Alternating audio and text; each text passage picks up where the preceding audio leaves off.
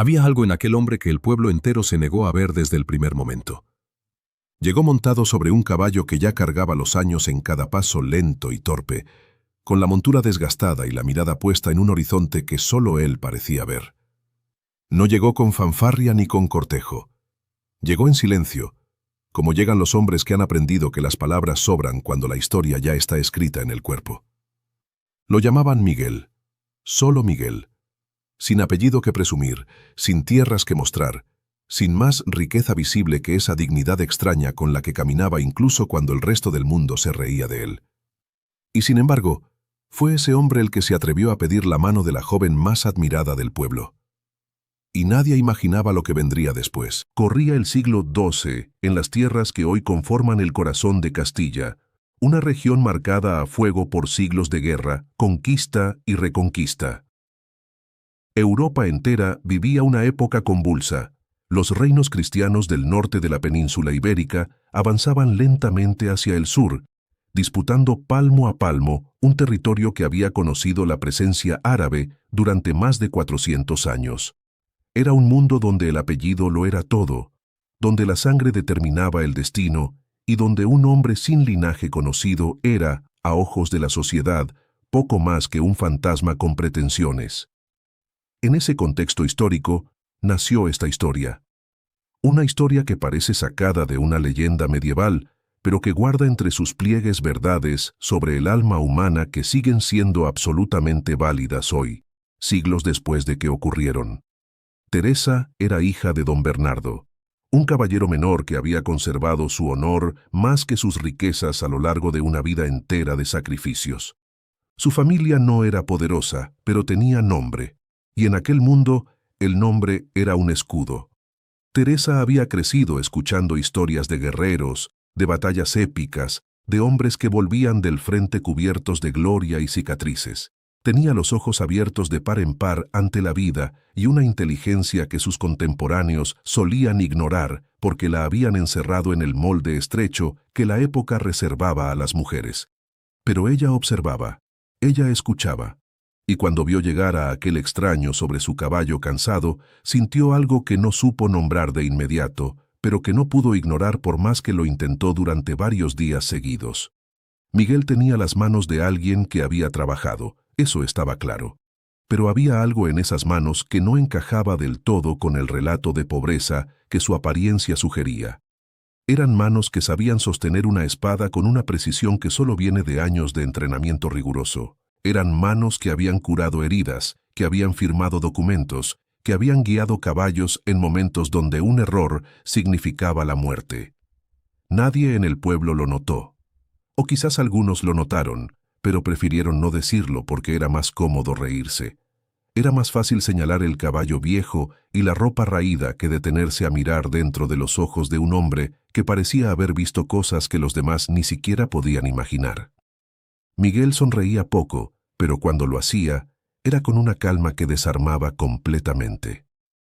Cuando Miguel pidió formalmente la mano de Teresa, el padre dudó.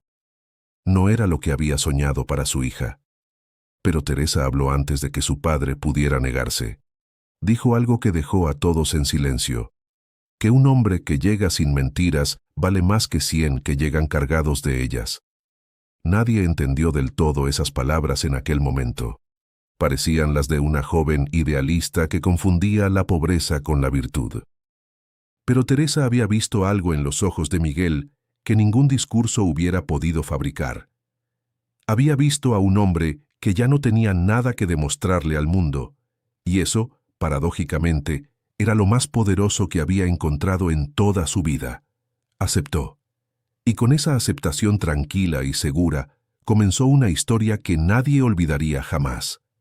El día de la boda fue, en palabras de quienes lo presenciaron, un espectáculo de humillación disfrazado de celebración. Los vecinos llegaron por curiosidad, no por respeto. Las murmuraciones comenzaron antes de que los novios cruzaran la puerta de la pequeña iglesia de piedra que presidía la plaza del pueblo. Las mujeres cuchicheaban sobre lo poco que Miguel había podido ofrecer como dote, sobre el caballo amarrado a la entrada que parecía tan viejo que muchos apostaban a que no sobreviviría al invierno. Las risas, aunque contenidas, estaban ahí. El desprecio flotaba en el aire como polvo de camino seco. Y Miguel, que lo percibía todo con una claridad que nadie podría haberle atribuido desde afuera, avanzó hacia el altar con esa serenidad inquebrantable que los demás confundían con ignorancia, pero que era, en realidad, algo mucho más difícil de alcanzar. Para entender lo que estaba a punto de revelarse, es necesario comprender el mundo que rodeaba a ese pequeño pueblo de Castilla. Las guerras de reconquista no eran solo batallas entre ejércitos, eran también historias de hombres que desaparecían durante años y regresaban transformados, o que no regresaban jamás. Eran historias de nobles que perdían sus títulos por las traiciones de la política y los encontraban nuevamente en los campos de batalla. En ese siglo convulso, había hombres que llevaban vidas dobles, guerreros que se convertían en peregrinos, comandantes que se volvían mendigos, señores que cruzaban fronteras disfrazados de mercaderes. La historia está llena de estos personajes que la necesidad o la astucia empujaron a vivir entre sombras por un tiempo, aguardando el momento exacto en que la verdad pudiera salir a la luz sin destruirlos a ellos y a los suyos. La vida en común comenzó en una casa pequeña al borde del pueblo, con una huerta escuálida y un establo que albergaba al viejo caballo y poco más. Miguel trabajaba sin quejarse. Se levantaba antes que el sol y se acostaba después que todos los demás. No hablaba de su pasado. Respondía a las preguntas con silencios corteses que parecían paredes suaves pero infranqueables. Teresa aprendió rápido que no debía empujar esas paredes, que habría tiempo para que las verdades salieran por sí solas cuando estuviesen listas. Lo que sí aprendió, con una claridad que la sorprendió, era que Miguel era un hombre diferente a todos los que había conocido. Sabía de astronomía, conocía el latín, recitaba de memoria fragmentos de textos que ella nunca había escuchado. Y sin embargo, parecía perfectamente cómodo asadonando la tierra al amanecer sin la menor señal de incomodidad. Fue un viajero el primero en notarlo. Un mercader que pasó por el pueblo y se detuvo a descansar en la posada pidió agua al hombre que trabajaba en el huerto y al alzar la vista hacia Miguel se quedó petrificado. Palideció de golpe, tartamudeó algo incomprensible, se quitó el sombrero con una reverencia exagerada que nadie más entendió, y siguió su camino apresuradamente, sin dar explicación alguna. Los vecinos que lo vieron lo atribuyeron a la rareza de los forasteros. Teresa lo guardó en silencio dentro de ese lugar de su mente, donde iba acumulando todas las pequeñas señales que el tiempo le iba entregando. El mercader no fue el único. Semanas después, un soldado que pasó de camino al sur frenó su caballo en seco al ver a Miguel y lo miró durante largo tiempo antes de seguir adelante sin pronunciar una sola palabra. Una noche de invierno, un niño del pueblo cayó gravemente enfermo con una fiebre que los lugareños no sabían cómo tratar. La madre lloraba en la calle cuando Miguel salió de su casa, escuchó la situación y entró a ver al pequeño sin que nadie se lo pidiera. Lo que hizo entonces dejó perplejos a quienes lo observaron. Aplicó cataplasmas con una mezcla de hierbas que nombró en árabe y en latín alternativamente. Habló con una precisión que no era la de un campesino autodidacta, sino la de alguien que había estudiado medicina en algún lugar donde la ciencia del cuerpo humano era tomada con absoluta seriedad. El niño mejoró al día siguiente. La madre le besó las manos entre lágrimas, y Miguel recogió sus hierbas, regresó a su casa y al día siguiente estaba otra vez asadonando la tierra como si nada extraordinario hubiese ocurrido la noche anterior. Lo que Miguel demostró aquella noche tenía una explicación histórica profunda que pocos en ese pueblo habrían podido comprender. Durante siglos, los territorios de Al-Ándalus habían sido un faro de conocimiento médico en un continente europeo sumido en la oscuridad intelectual. Médicos como Averroes e Ibn Sina, conocido en Occidente como Avicena, habían escrito tratados que eran ya en ese siglo la base de cualquier hombre culto en el Mediterráneo. Un hombre que conociera esas tradiciones médicas había tenido acceso, sin duda, a una formación disponible únicamente en ciertos lugares muy específicos: las grandes ciudades universitarias, los monasterios con bibliotecas avanzadas, o las cortes donde el saber árabe y el cristiano convivían con una tensión creativa extraordinaria.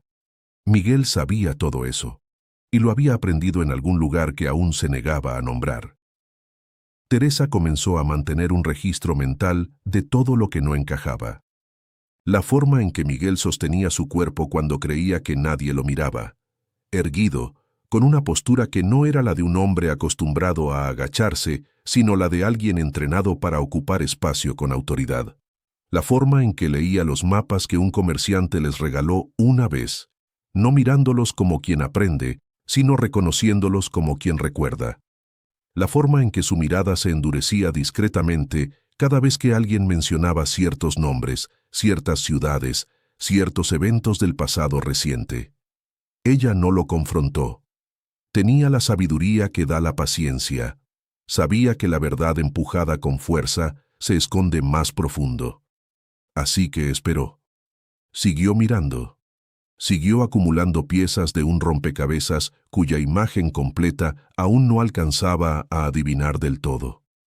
Incluso el caballo tenía algo que contar, aunque nadie se hubiera dignado a escucharlo. Era viejo, sí.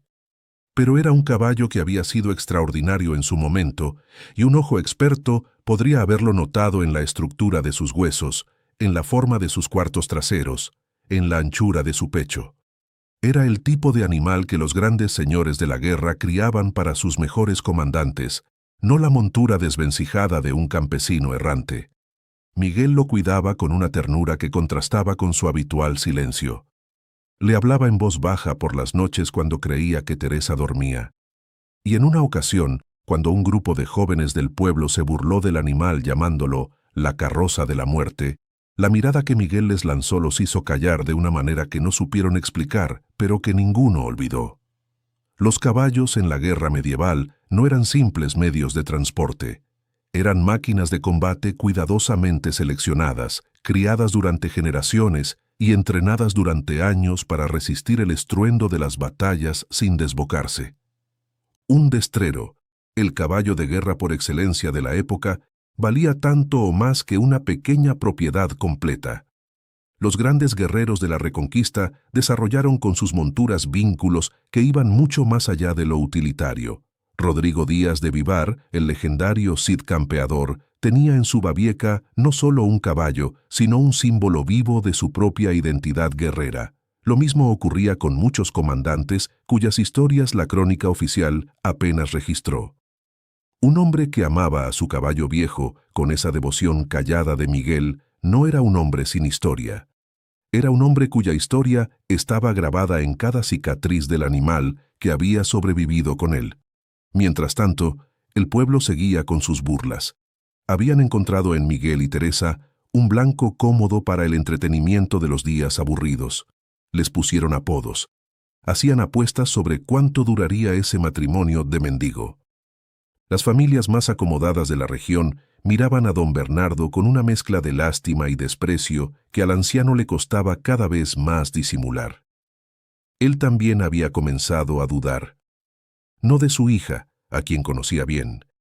Dudaba de sí mismo, de su propio juicio, de si había sido débil al dejar que Teresa decidiera cuándo debería haberla protegido de sus propios impulsos. Pero en cada visita a la pequeña casa de los recién casados, algo lo detenía antes de pronunciar la crítica que tenía preparada en el camino. No sabía bien qué era ese algo, pero lo detenía siempre. El momento definitivo ocurrió un atardecer de otoño, cuando un grupo de 5 hombres armados entró al pueblo preguntando por un forastero de cierta descripción. Venían de parte de alguien poderoso, eso quedó claro, en la forma en que los vecinos se apartaban a su paso. Los hombres preguntaron en la posada, preguntaron en la plaza y finalmente se dirigieron hacia la casa pequeña al borde del camino. Miguel los vio llegar desde la huerta. No se movió, no se escondió. Se limpió las manos en el delantal de trabajo y esperó. Lo que ocurrió entonces nadie lo esperaba. El líder del grupo, un hombre fornido con armadura de viaje, llegó hasta Miguel y en lugar de amenazarlo, se detuvo a 3 pasos de distancia e inclinó la cabeza. Una reverencia, breve, casi imperceptible. pero una reverencia al fin. Para comprender el peso de esa reverencia, hay que entender la política del siglo XII en los reinos cristianos de la península ibérica. No era una época de certezas. Los reinos de Castilla, León, Navarra y Aragón no eran entidades estables. Se dividían, se unían, se enfrentaban entre sí y firmaban treguas que muchas veces duraban menos que el pergamino en que estaban escritas.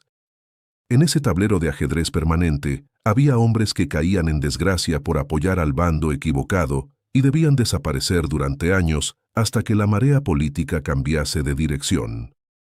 El exilio voluntario, la vida bajo identidad falsa, el ocultamiento estratégico no eran signos de cobardía, sino maniobras de supervivencia que los hombres más inteligentes ejecutaban con frialdad y precisión.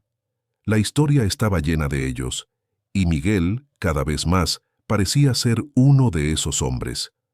Hubo una noche en que Teresa vio las cicatrices por primera vez con plena luz. No eran las marcas del trabajo del campo. Eran cicatrices viejas, profundas, con la forma inequívoca de las heridas de espada. Había una que cruzaba el antebrazo izquierdo en diagonal, limpia y antigua, con el tipo de cierre prolijo que solo consigue quien sabe exactamente cómo tratar una herida de combate para evitar la infección y el daño permanente. Había otra en el costado, apenas visible bajo la camisa, que Teresa había notado sin preguntar semanas atrás. Aquella noche, sin embargo, levantó la vista y lo miró directamente a los ojos, y Miguel no apartó la mirada. Fue la primera vez que algo en su compostura se abrió levemente, como una puerta que cede apenas 1 centímetro, pero que deja ver que del otro lado hay una habitación enorme llena de cosas. Una carta llegó al pueblo dirigida a un nombre que nadie conocía. El mensajero, confundido, preguntó en la posada, y alguien lo dirigió hacia la casa de Miguel. Cuando éste vio el sello lacrado en el sobre, algo pasó por su cara. Teresa estaba presente. Vio ese instante. La mandíbula que se tensó apenas 1 segundo. Los ojos que se cerraron con un peso específico. Las manos que tomaron el sobre con una delicadeza que contradecía la rudeza de su ropa de trabajo. Fue al cuarto. Estuvo dentro durante mucho tiempo. Cuando salió, guardó la carta en un lugar que Teresa nunca supo encontrar. Esa noche, por primera vez desde que vivían juntos, Miguel no durmió. Teresa lo escuchó caminar hasta el amanecer, y comprendió que el tiempo de los secretos estaba llegando inexorablemente a su fin. Antes de continuar con lo que aquella carta desencadenó, necesitamos hacer una pausa, porque lo que viene a continuación va a cambiarlo todo. Pero primero, si has llegado hasta aquí, significa que esta historia ya te tiene donde quería tenerte, con el corazón apretado y la mente llena de preguntas. Si este relato te está moviendo algo por dentro, dale a ese botón de me gusta ahora mismo, porque cada vez que lo haces, le dices al mundo que las historias que importan merecen ser escuchadas.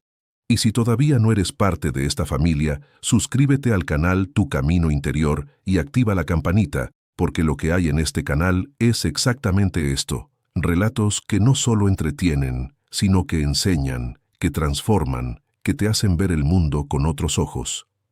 Ahora sí, sigamos. Porque la carta estaba a punto de abrir una puerta que había permanecido cerrada durante demasiados años. Los días que siguieron a la llegada de la carta fueron extraños. Miguel comenzó a salir antes del amanecer y a regresar pasado el mediodía, sin explicar a dónde iba ni con quién hablaba.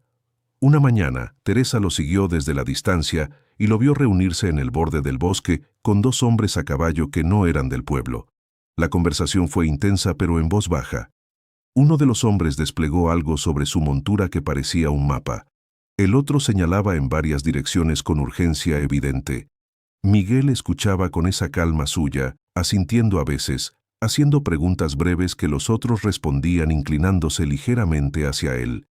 Al final, los 2 hombres se marcharon con la misma rapidez con que habían llegado. Miguel regresó al camino, y antes de llegar a casa, se detuvo un momento. Se dio la vuelta. Sus ojos encontraron los de Teresa. Ninguno de los 2 habló. Esa noche, por primera vez en todos los meses que llevaban juntos, Miguel se sentó frente a Teresa a la luz de la vela y comenzó a hablar. No dijo todo, pero dijo suficiente para que el suelo que ella creía conocer temblara bajo sus pies. Dijo que había cosas que pronto no podrían seguir ocultas, que había personas que lo habían encontrado y que la decisión de continuar viviendo como habían vivido ya no estaba completamente en sus manos, que lo que estaba a punto de suceder iba a cambiar no solo sus vidas, sino las de mucha gente alrededor de ellos, y que lo único que le pedía era que confiara en él un poco más. Teresa no dijo nada durante un largo momento. La vela parpadeó. El fuego en el hogar crepitó. Luego puso su mano sobre la de él y asintió en silencio. Lo que vino después superó todo lo que cualquiera hubiera podido imaginar. Lo que Miguel contó esa noche no fue toda la verdad, pero fue suficiente para que las piezas comenzaran a encajar con una velocidad que dejó a Teresa sin aliento. Habló de una vida anterior que no era la de un campesino. Habló de un tiempo en que había servido, de una lealtad que lo había obligado a sacrificar más de lo que jamás pensó que un hombre podría dar. No dio nombres todavía. No los daría por varios días más. Pero en el tono de su voz había algo que Teresa nunca le había escuchado antes. Una gravedad que venía de muy adentro, de un lugar donde las decisiones tienen consecuencias que se miden en vidas humanas y no en monedas. Teresa escuchó sin interrumpir. Cuando Miguel terminó, la habitación quedó en silencio durante mucho tiempo. Afuera el viento movía las ramas del árbol viejo que crecía junto a la ventana. Whispers. Al día siguiente, la noticia de los hombres que habían llegado buscando al marido de Teresa se había extendido por cada rincón del pueblo. Las especulaciones florecieron como hierbas malas después de la lluvia. Unos decían que Miguel era un fugitivo de la justicia. Otros, más dramáticos, aseguraban que debía ser un asesino o un ladrón de caminos que finalmente había sido encontrado. Los más crueles usaron la situación para alimentar sus burlas. «Ven, sabíamos que ese hombre tenía algo turbio», decían en la posada, con la satisfacción de quienes creen que el mundo siempre les da la razón. Don Bernardo llegó a la casa con el ceño fruncido y la voz temblorosa. Encontró a su hija tranquila, serena incluso, y eso lo desconcertó más que cualquier explicación posible. Teresa le dijo solo esto: «Espera, padre, espera y verás». Aquí conviene detenerse para entender algo que la historia medieval no siempre cuenta con claridad. La vida de un noble en el exilio era una de las existencias más duras que podía enfrentar un hombre de esa época.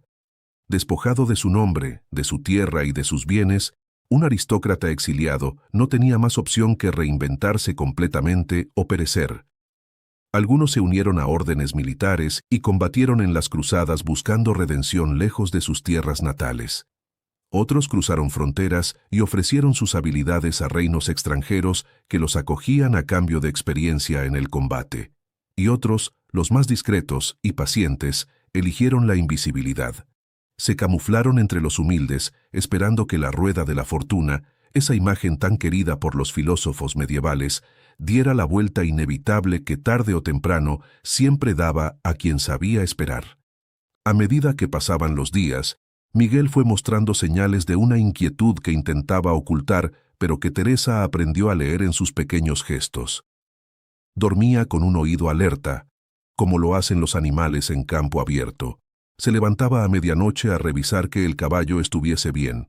Cuando alguien llamaba a la puerta de manera inesperada, su cuerpo se ponía en tensión por un instante breve pero inequívoco, el mismo reflejo que tiene un soldado que nunca termina de dejar atrás los campos de batalla, aunque el ruido haya sido solo el viento entre los árboles. Teresa observaba todo esto sin decir nada, pero una tarde le preparó una tisana de hierbas calmantes que él aceptó sin preguntar cómo sabía que la necesitaba. Y en ese intercambio silencioso había más comunicación real que en muchas conversaciones largas. El anciano herrero del pueblo era el hombre con más años y más memoria de toda esa comarca. Había visto pasar décadas, reyes y guerras con la misma ecuanimidad de quien sabe que los escenarios cambian pero la naturaleza humana permanece. Una mañana, mientras Miguel llevaba el caballo a herrar, el herrero lo observó trabajar durante un buen rato sin decir nada. Cuando terminó con las cerraduras, secó sus manos, miró a Miguel a los ojos con una franqueza que no tenía nada de insolencia, y le dijo en voz muy baja, tan baja que nadie más pudo escuchar: «He visto a hombres como vos antes. He herrado caballos como este».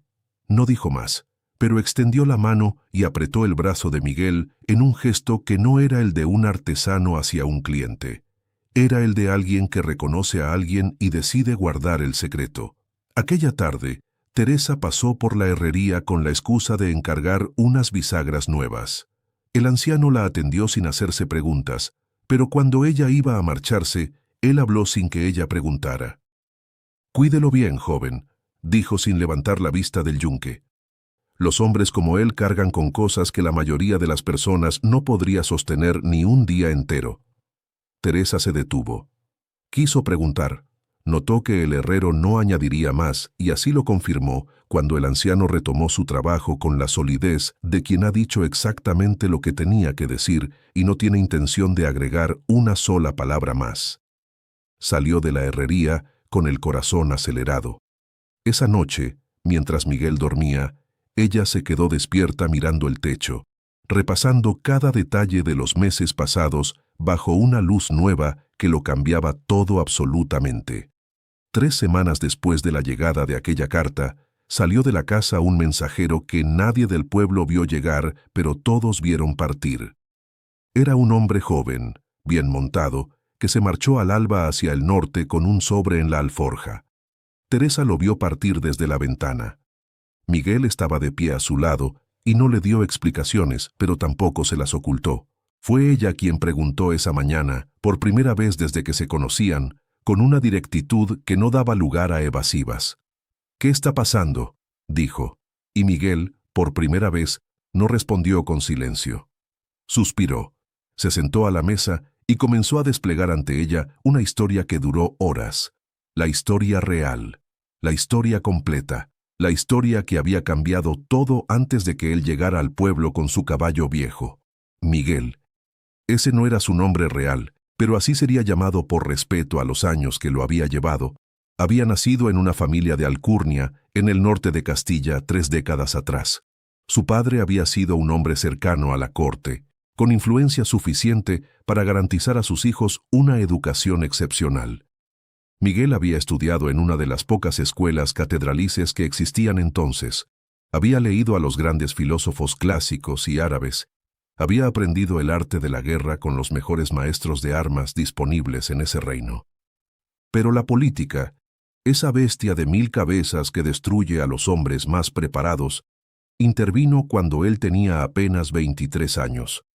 Su familia quedó del lado equivocado de una disputa dinástica que nadie vio venir y que, cuando estalló, lo destruyó todo en cuestión de semanas implacables.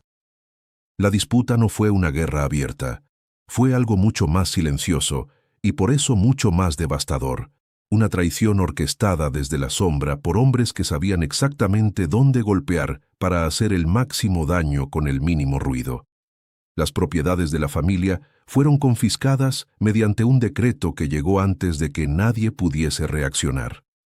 Algunos parientes fueron encarcelados, otros huyeron hacia el sur o hacia tierras extranjeras. El padre de Miguel murió pocas semanas después, de una enfermedad que los médicos de la época no supieron nombrar, pero que todos en la familia reconocieron como la enfermedad de quienes pierden en una sola semana todo lo que construyeron durante toda una vida.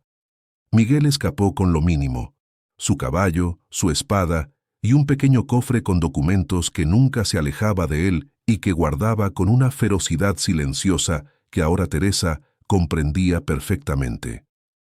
Durante años, Miguel vagó. Ofreció sus servicios militares aquí y allá, siempre bajo nombres distintos, siempre con el cuidado suficiente para no quedarse demasiado tiempo en ningún lugar donde pudiera ser reconocido.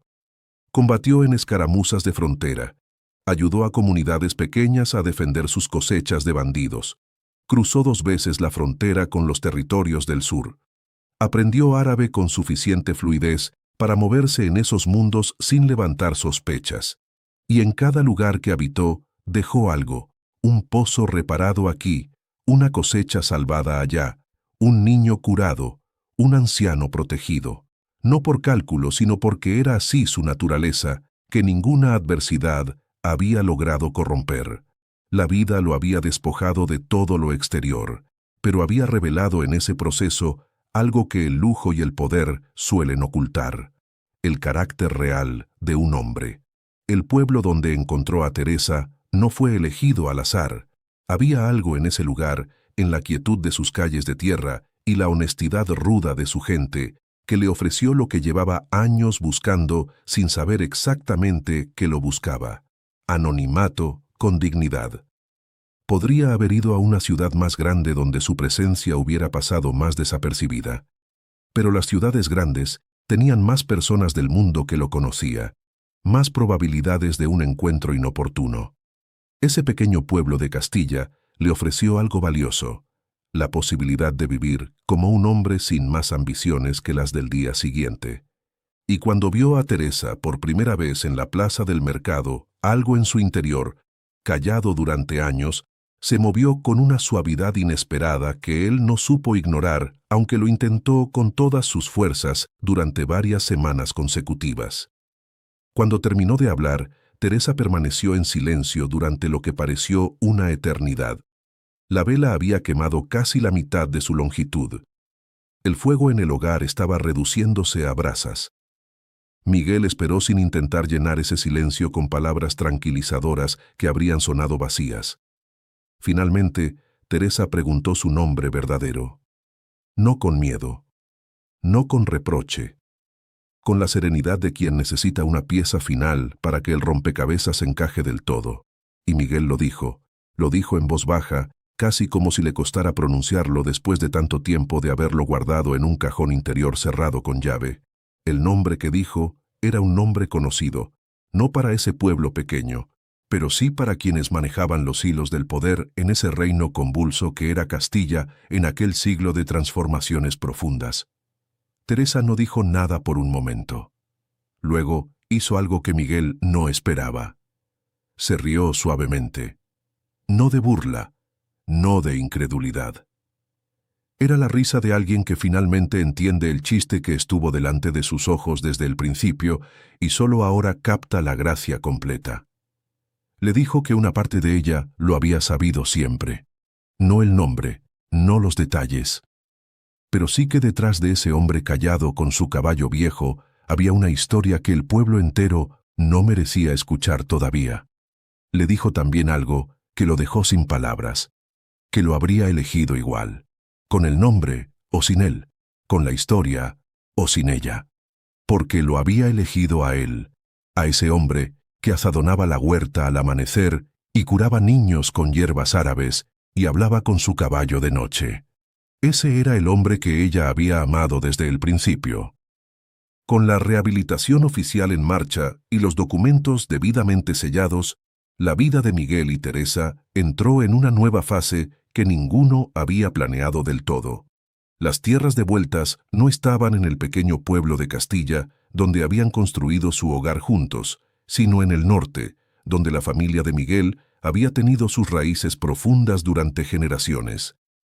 Eso planteó una decisión que ningún decreto podía tomar por ellos: quedarse en el lugar que los había visto crecer juntos como pareja o partir hacia un mundo que para Miguel era el de su infancia recuperada y para Teresa era completamente desconocido.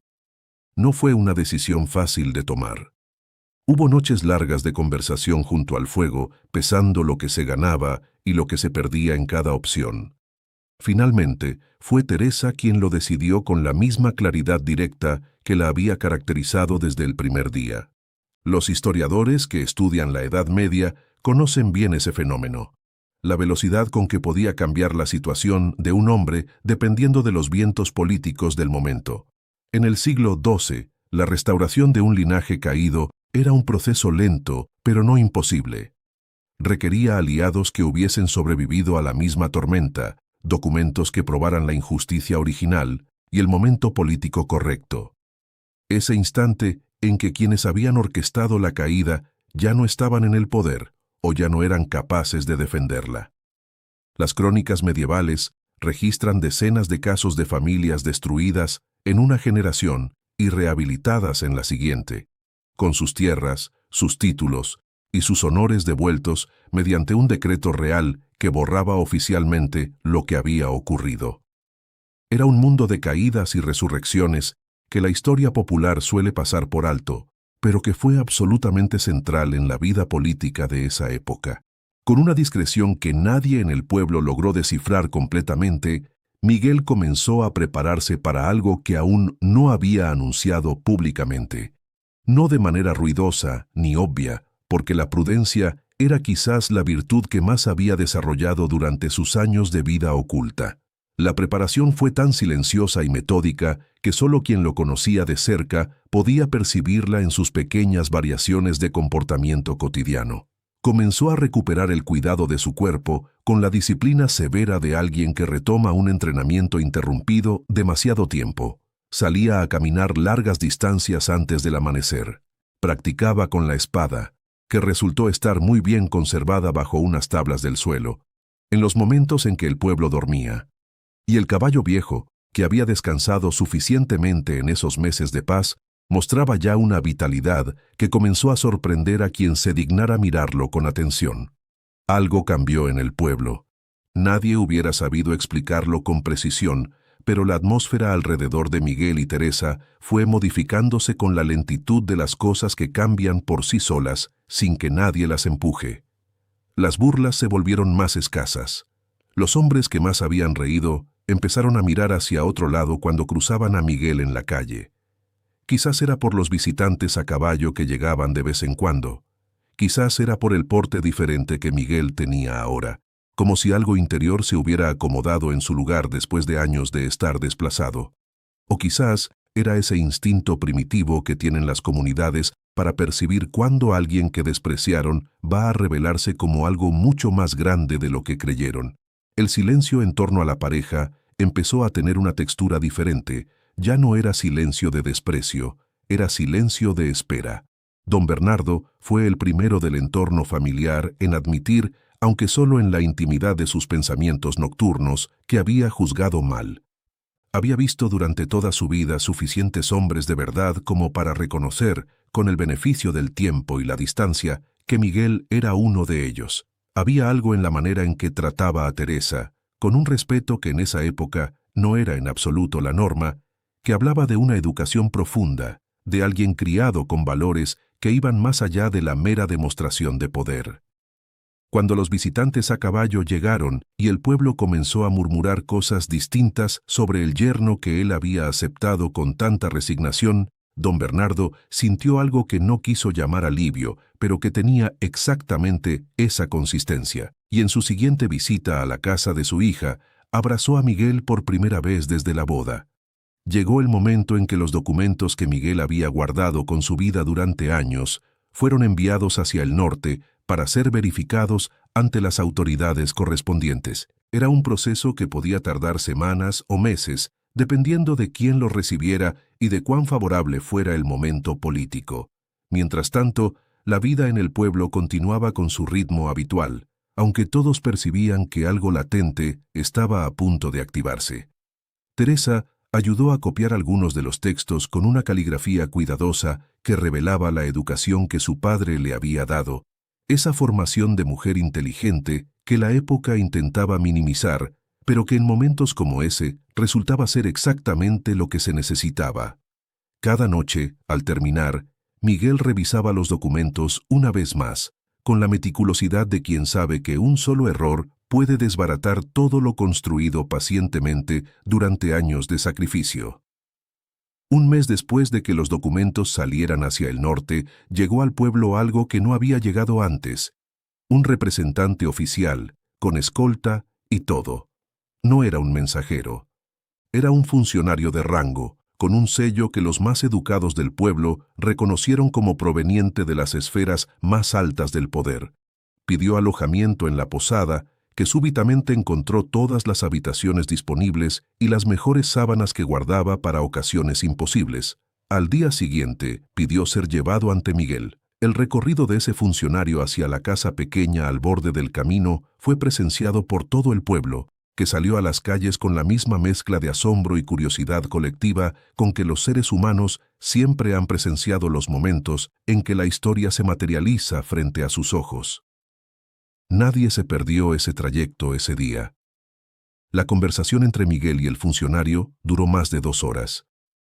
Teresa estuvo presente, como Miguel había insistido con una firmeza que el funcionario aceptó sin objeción alguna, lo que en sí mismo decía algo importante.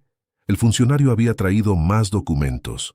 Miguel los leyó en silencio, con ese ritmo pausado de quien está acostumbrado a que las palabras escritas tengan peso real en la vida de las personas. Hubo momentos de conversación intensa. Hubo momentos de silencio.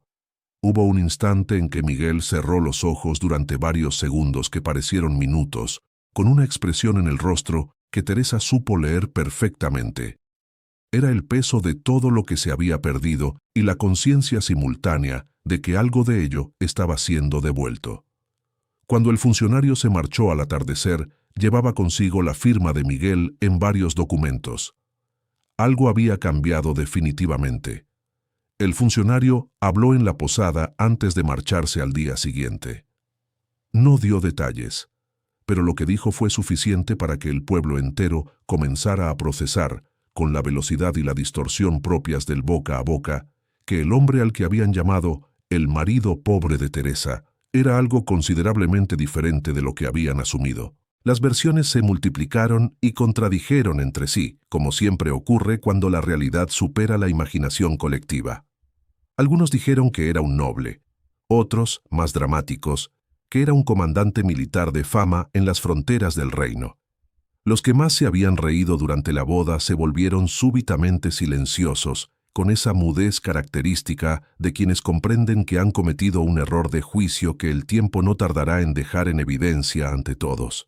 El pueblo estaba aprendiendo una de esas lecciones que la historia siempre acaba cobrando. Teresa no dijo nada. Eso fue lo más elocuente de todo. Había mujeres que en su lugar habrían salido a la plaza a recordarle a cada vecino sus palabras exactas del día de la boda, con la satisfacción comprensible de quien ha sido injustamente despreciada y finalmente ve girar la rueda. Teresa no hizo nada de eso. Siguió con su vida exactamente igual que antes. Siguió yendo al mercado, saludando a los mismos vecinos, comprando las mismas cosas. La única diferencia era que ahora las personas que habían reído la miraban de una manera distinta, con esa incomodidad específica del arrepentimiento tardío que sabe que no tiene derecho a pedir disculpas, pero tampoco sabe cómo seguir adelante sin hacerlo. Y Teresa, con una gracia que venía de quien siempre supo algo que los demás no, los miraba con la misma calidez de siempre, sin rencor, sin triunfalismo, con esa paz que da tener razón desde el principio. Lo que vino en los días y semanas siguientes fue un proceso que la historia oficial apenas consignó, pero que cambió el destino de una familia entera. Los documentos verificados confirmaron algo que los enemigos de su padre habían intentado borrar con urgencia 20 años atrás: la injusticia del decreto original. Había testigos vivos todavía. Había registros que no habían podido ser destruidos completamente. Y había algo más: la simpatía de ciertos sectores del poder hacia la causa de rehabilitación, simpatía construida pacientemente gracias a las gestiones discretas que habían precedido la llegada del funcionario oficial. El proceso legal y político de la época no era rápido, pero había comenzado. Y cuando esos procesos comienzan con los documentos correctos y los aliados correctos, tienen una inercia que es muy difícil de detener. Miguel lo sabía. Había esperado pacientemente para asegurarse de que cuando empezara, lo hiciera sin posibilidad de ser frenado a mitad del camino. El caballo viejo tuvo un último papel en esta historia, y fue un papel completamente digno. El día en que Miguel debió partir hacia el norte para comparecer ante las autoridades y completar el proceso de rehabilitación, ensillaron al animal con una ceremonia silenciosa que solo compartieron los dos. El viejo caballo aceptó la montura con una docilidad que ya no era cansancio, sino algo que se parecía mucho a la dignidad de los que han cumplido con todo. Miguel lo acarició largo rato en el cuello antes de montar.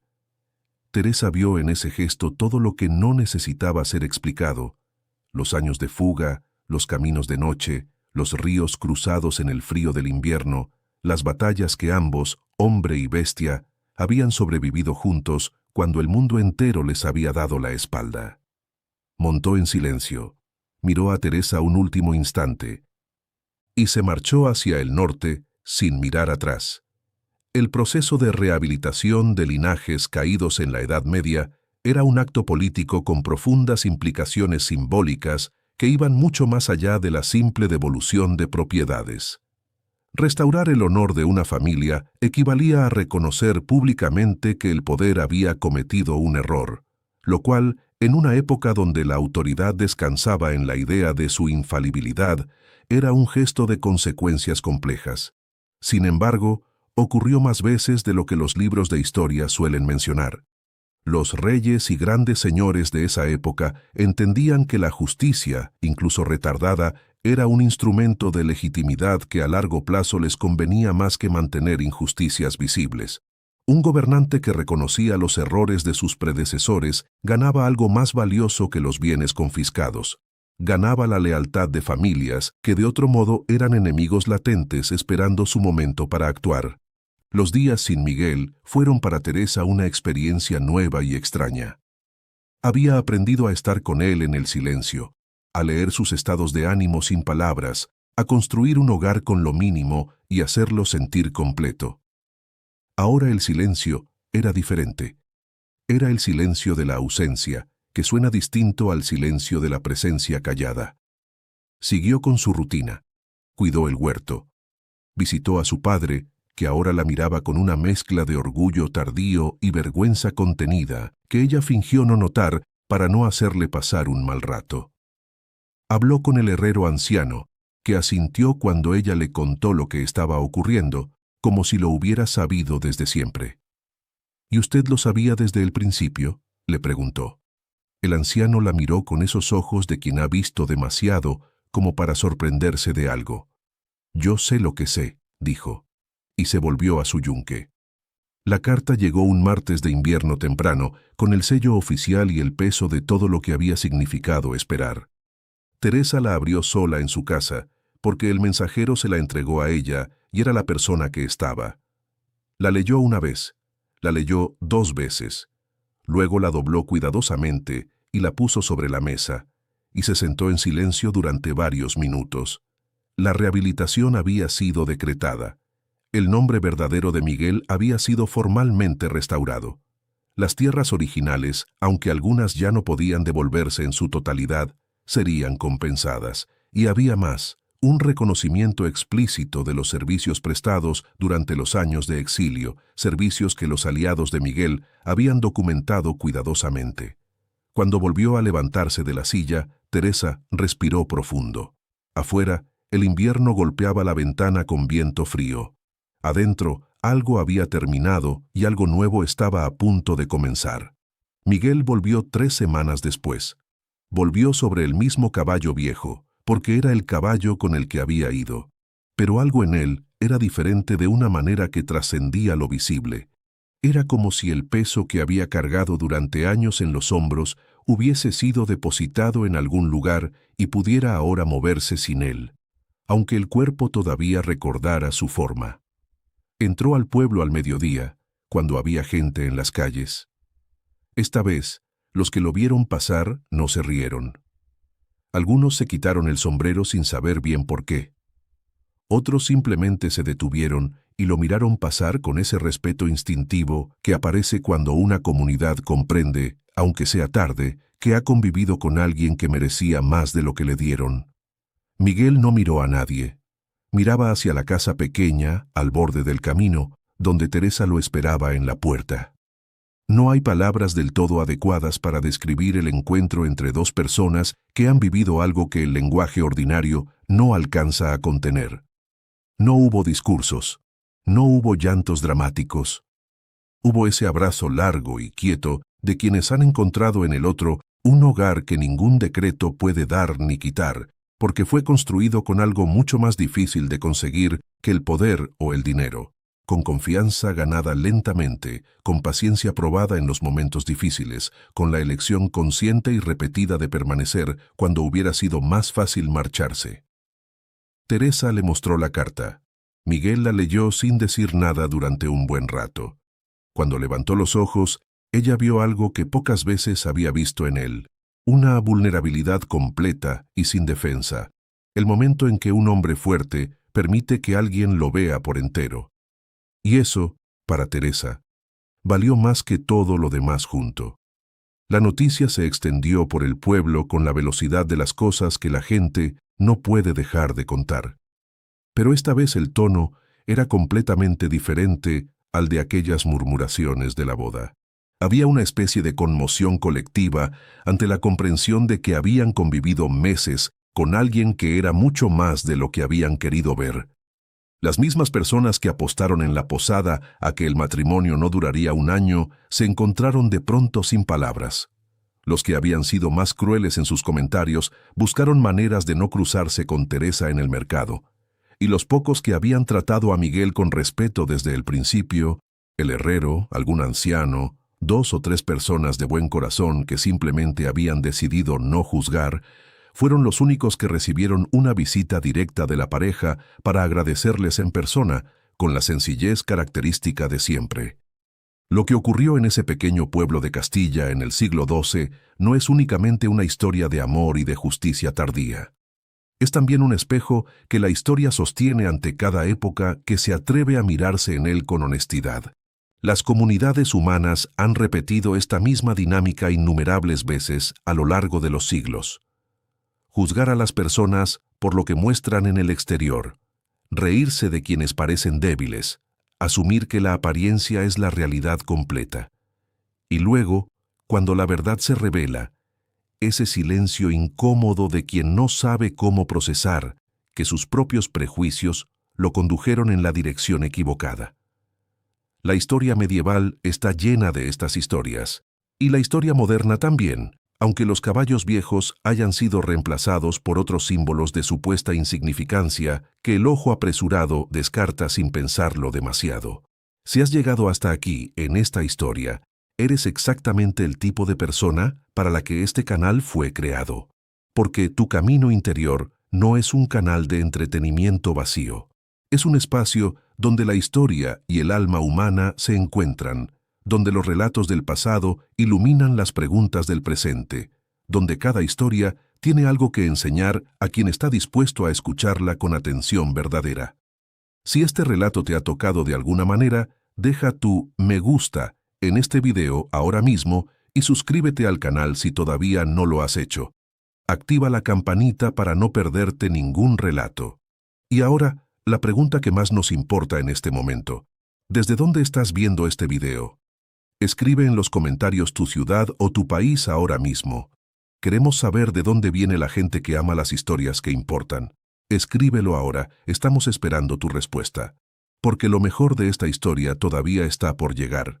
Con la rehabilitación oficial en marcha y los documentos debidamente sellados, la vida de Miguel y Teresa entró en una nueva fase que ninguno de los dos había planeado del todo en sus conversaciones más íntimas. Las tierras devueltas no estaban en el pequeño pueblo donde habían construido su hogar juntos, sino en el norte, donde la familia de Miguel había tenido sus raíces profundas durante generaciones. Eso planteó una decisión que ningún decreto podía tomar por ellos: quedarse en el lugar que los había visto crecer como pareja o partir hacia un mundo que para Miguel era el de su infancia recuperada y para Teresa era completamente desconocido. No fue una decisión fácil. Hubo noches largas de conversación junto al fuego, pesando cuidadosamente lo que se ganaba y lo que se perdía. Finalmente, fue Teresa quien lo decidió con la misma claridad directa que la había caracterizado desde el primer día. Donde estés tú, ahí está mi hogar. El día de la partida fue distinto al día en que Miguel había llegado. Llegó solo, en silencio, sobre un caballo viejo. Partió acompañado con un pequeño cortejo de hombres que habían venido del norte a escoltarlos, con la casa pequeña que quedaba atrás, cerrando una etapa que ninguno de los dos olvidaría jamás. Don Bernardo, el padre de Teresa, Los despidió en la puerta del pueblo con una emoción que ya no intentó disimular. Abrazó a su hija largo rato. Luego se volvió hacia Miguel y, con la dignidad de un hombre que sabe que el orgullo es el peor consejero, le dijo simplemente: «Cuídala». Miguel lo miró a los ojos. Asintió sin palabras. El herrero anciano los vio partir desde la puerta de su taller, con los brazos cruzados y una sonrisa que Teresa guardó en la memoria para el resto de su vida. Era la sonrisa de quien siempre supo. La historia de Miguel y Teresa ilustra algo que los historiadores de la Edad Media señalan con frecuencia. La centralidad del concepto de honor en la vida medieval no era un capricho cultural, sino una estructura que sostenía todo el sistema social de la época. El honor de una familia determinaba su capacidad para acceder a tierras, contraer matrimonios, ejercer influencia política y participar en la vida pública de manera plena. Perderlo era perderlo casi todo. Recuperarlo requería no solo la decisión política, sino la demostración pública de mérito, que el hombre o la familia que buscaba rehabilitación había demostrado con hechos tangibles durante los años de oscuridad que era digno de lo que pedía. Miguel había hecho exactamente eso, año tras año, en cada pueblo donde se detuvo, en cada persona a quien ayudó sin pedir nada a cambio. Su exilio había sido, sin que lo planeara, la prueba más contundente de su carácter verdadero. El norte era diferente al pueblo de Castilla en todo: el paisaje, el clima, la gente, el ritmo de vida. Teresa llegó con los ojos abiertos y la disposición de quien sabe que adaptarse no es rendirse, sino crecer. Las tierras devueltas necesitaban trabajo.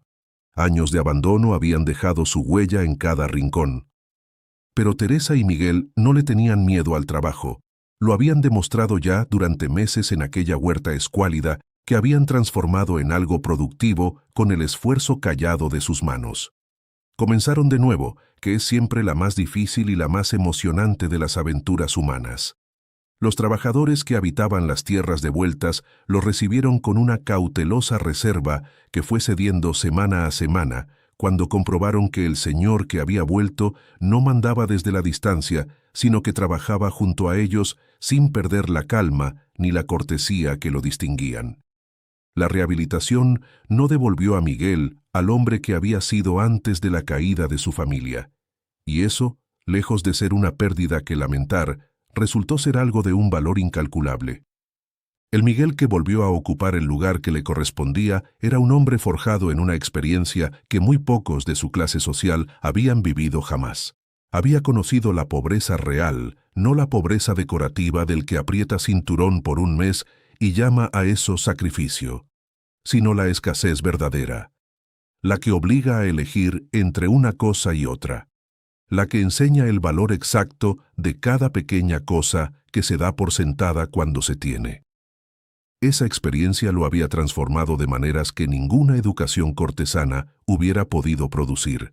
Lo había vuelto más justo, más paciente, más capaz de ver a las personas en toda su complejidad real, sin el filtro reductor que da el privilegio heredado desde la cuna. Con el paso del tiempo, Miguel y Teresa construyeron algo que fue más que el resultado de una historia recuperada. Construyeron un nombre que sus contemporáneos aprendieron a asociar no solo con el linaje restaurado, sino con una forma particular de ejercer la autoridad que en esa época era notablemente infrecuente: la justicia real. Sus tierras fueron conocidas como un lugar donde las disputas se resolvían con equidad, donde los trabajadores eran tratados con una dignidad que otros señores de la región encontraban excesiva y contraproducente. Pero los resultados hablaban solos. Las tierras prosperaron. La gente que las habitaba no huía buscando señores más generosos. Y el nombre de esa familia creció, con la lentitud de las cosas genuinas, en la consideración de quienes los rodeaban. No por la pompa ni por la fuerza, sino por algo mucho más difícil de fabricar: el ejemplo coherente, sostenido a lo largo del tiempo. El pequeño pueblo de Castilla donde todo comenzó no olvidó a Miguel y Teresa. Esas comunidades pequeñas tienen memoria larga, y la historia de la pareja, que nadie tomó en serio hasta que fue imposible no hacerlo, se convirtió en una de esas historias que los abuelos cuentan a sus nietos en las noches de invierno. Con el tiempo, perdió algunos detalles y ganó otros, como le ocurre a toda historia que viaja a través del tiempo en la boca de la gente. Pero su núcleo se mantuvo intacto durante generaciones. Que hubo una vez un hombre que llegó sin nada más que un caballo viejo, que todo el mundo se rió de él, y que resultó ser alguien ante quien después nadie se atrevió a levantar la voz. Y que la única que lo vio desde el principio fue la mujer que lo eligió cuando nadie más quería hacerlo. El caballo murió 3 años después de que Miguel y Teresa se instalaran en el norte. No murió de manera dramática ni repentina. Simplemente llegó a un punto en que su cuerpo dejó de poder seguir adelante, con la naturalidad de los seres vivos que han cumplido lo que tenían que cumplir y no ofrecen resistencia al final. Miguel lo encontró una mañana de primavera en el establo, quieto y ya sin respiración. Estuvo un largo tiempo junto a él sin moverse. Teresa no entró al establo. Esperó afuera, sabiendo que ese momento era privado, que pertenecía a una relación entre un hombre y el animal que lo había acompañado en los peores años de su vida y que merecía ser despedido con la intimidad de las cosas verdaderamente importantes. Cuando Miguel salió, no dijo nada, pero esa tarde plantó un árbol en el lugar donde enterraron al viejo caballo, y el árbol creció grande y fuerte. La historia está llena de personas juzgadas por su apariencia externa y reveladas después como algo completamente distinto. Los ejemplos cruzan civilizaciones, épocas y geografías con una regularidad que debería hacernos reflexionar sobre cuánto confiamos en lo que vemos a primera vista. El propio Jesús de Nazaret fue ignorado y despreciado por los poderosos de su época. Abraham Lincoln fue ridiculizado y subestimado antes de que la historia le asignara su lugar definitivo. Einstein fue expulsado de la escuela por un maestro que lo consideró incapaz. Juana de Arco fue vista como una campesina sin instrucción antes de liderar un ejército entero. La lista es tan larga que parece una ley histórica. Las personas que cambiarán algo significativo a menudo no llegan anunciadas con fanfarria, sino con apariencia de poca cosa, en el momento menos esperado, desde el lugar más improbable. Y los que se ríen son siempre los mismos. Teresa vivió una vida larga para los estándares de su época. Y en sus últimos años, cuando las personas cercanas a ella le pedían consejo, tenía una respuesta que repetía con variaciones, pero que siempre conservaba el mismo núcleo. Decía que la única manera de conocer a un ser humano de verdad era observar cómo trataba a quienes no podían darle nada a cambio. Decía que los hombres y mujeres que respetan la dignidad de quienes no tienen nada que ofrecerles son los únicos que merecen verdaderamente el poder cuando llega, porque lo ejercerán desde un lugar que no es la vanidad ni el miedo, sino algo más cercano a la comprensión real de lo que significa ser vulnerable. Había aprendido esa lección no en los libros, sino en la vida, en los meses junto a un hombre que asadonaba la tierra al amanecer y curaba niños de noche y hablaba con su caballo viejo como si fuera lo más natural del mundo. Lo que esta historia enseña sobre la Edad Media va mucho más allá de los individuos que la protagonizaron. Nos habla de un mundo que, a pesar de sus rigideces enormes y sus injusticias profundas, tenía fisuras inevitables por donde se filtraba algo que ningún sistema perfectamente injusto puede eliminar del todo mientras existan seres humanos dentro de él. La posibilidad de la sorpresa, la posibilidad de la redención. Los sistemas sociales del medioevo eran brutalmente jerárquicos. Pero precisamente esa rigidez creaba las condiciones para que historias como la de Miguel brillaran con una intensidad especial. Porque en un mundo donde se supone que todo está predeterminado por la cuna y el apellido, el hombre que demuestra con hechos concretos que el carácter puede superar al linaje se convierte en un argumento viviente contra la fatalidad del destino y contra la idea de que el origen define el valor de una persona. Y eso, en cualquier época, es profundamente revolucionario. Lo más poderoso de esta historia no es que sea extraordinaria. Lo más poderoso es que es universal. En cada época y en cada lugar del mundo ha habido personas juzgadas por lo que parecían antes de que se supiera lo que eran. Ha habido comunidades que se rieron de alguien y luego callaron avergonzadas cuando la verdad salió a la luz. Ha habido mujeres con la claridad de Teresa, que vieron más allá de las apariencias cuando todo el mundo las presionaba para que miraran solo la superficie.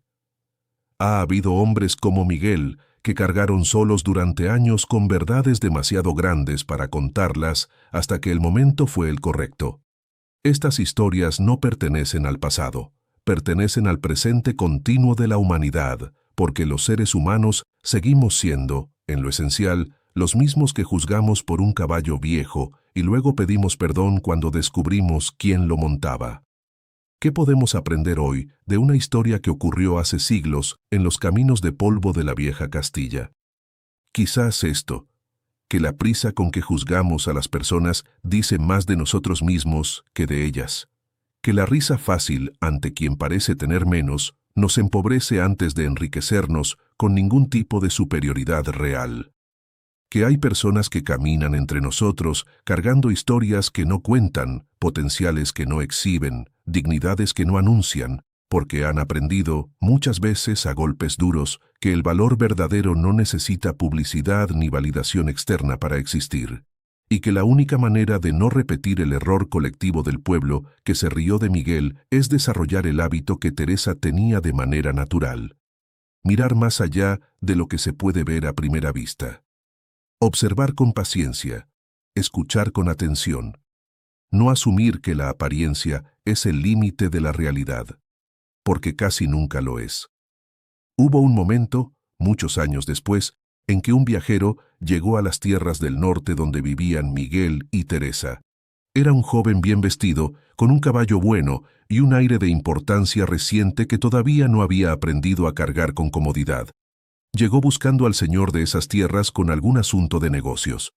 Lo encontró en el campo, trabajando junto a sus hombres, con la ropa sencilla y las manos en la tierra.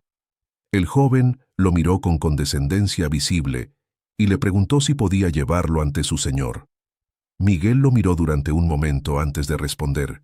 Luego, con la misma calma que había mantenido durante toda su vida, le dijo que él era el señor. El joven enrojeció por completo, y Miguel, sin sacar ninguna ventaja del momento, lo invitó a pasar a la casa y a cenar con ellos esa noche. Fue, dicen, una cena larga y memorable. Esta ha sido la historia de Miguel y Teresa, una historia de humildad que esconde grandeza, de paciencia que sabe esperar su momento, de amor que elige bien desde el principio, aunque nadie más entienda por qué. Una historia que la historia medieval nos guarda entre sus páginas para recordarnos que el valor de una persona nunca estuvo en el caballo que montaba, sino en lo que llevaba dentro, en lo que sembraba a su paso, en cómo trataba a los que nada podían darle. Si este relato te llegó al alma, haz algo por nosotros ahora mismo. Dale me gusta a este video y suscríbete al canal Tu Camino Interior. Si todavía no lo has hecho, activa la campanita para que ningún relato se te escape. Y ahora, la pregunta más importante antes de que cierres este video. ¿Esta historia te recordó a alguien?